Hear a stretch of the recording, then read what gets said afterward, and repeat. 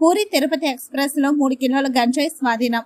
బాపట్ల జిల్లా ఎస్పీ ఆదేశాల మేరకు జీఆర్పీ, ఆర్పీఎఫ్, జిల్లా పోలీసుల సంయుక్త తనిఖీలు.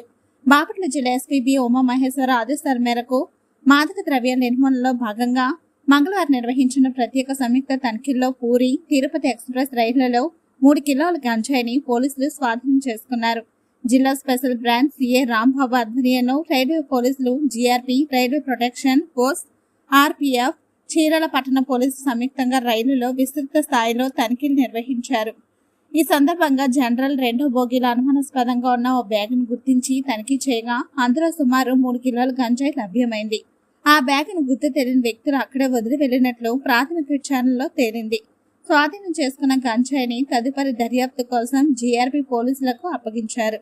పోలీసులు తెలిపిన వివరాల ప్రకారం జిల్లా వ్యాప్తంగా మాదక ద్రవ్యాల నిర్మూలనకు ప్రత్యేక కార్యాచరణ కొనసాగుతోంది. అందులో భాగంగా ప్రతి వారం ప్రత్యేక ఈగల్ బృందాల ఆధ్వర్యంలో రైళ్లు, రైల్వే స్టేషన్లు, లాడ్జీలు, వాహనాలు, హాట్స్పాట్తో పలు ప్రాంతాల్లో విస్తృత స్థాయిలో తనిఖీలు నిర్వహిస్తున్నారు.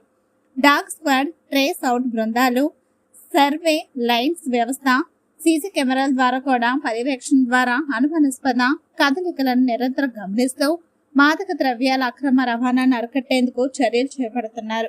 గంజాయి ఉత్పత్తి, నిల్వ, రవాణా, విక్రయం లేదా వినియోగం ఎన్డీపీఎస్ చట్ట ప్రకారం శిక్షార్హమైన నేరమని పోలీసులు హెచ్చరించారు. ఇటువంటి కార్యకలాపాలకు పాల్పడిన వారిపై చట్టపరమైన చర్యలు తీసుకుని కేసులు నమోదు చేసి ఛార్జ్షీట్ దాఖలు చేస్తామని తెలిపారు.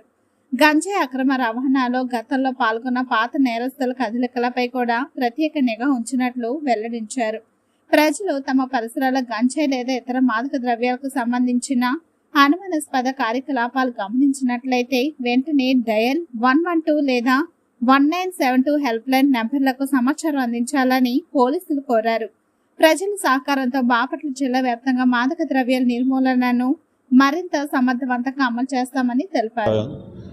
ఎక్కడ కూడా లేకుండా చేస్తున్నాం. ప్రజలు అందరూ కూడా ఈ గాంజా తాలూకా ఇన్ఫర్మేషన్ ఏదైనా ఉంటే డైల్ 112 కానీ 1972 నెంబర్ కానీ ఫోన్ చేసి తెలియజేస్తారని కోరుకుంటాను.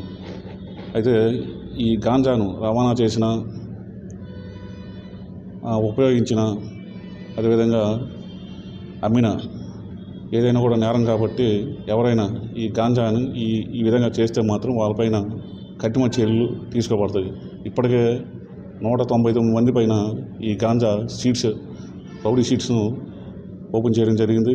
అదేవిధంగా రీసెంట్గా 1 మంత్ బ్యాక్ ఒక గాంజా ముద్దాయి పైన పిట్ ఎన్డీపీఎస్ యాక్ట్ని అమలు చేసి ఆమెని జైలు పంపించడం జరిగింది.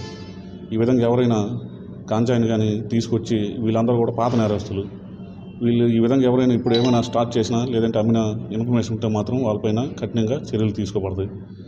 అదేవిధంగా వాళ్ళపైన షీట్లు కూడా ఓపెన్ చేయబడతాయి. Thank you.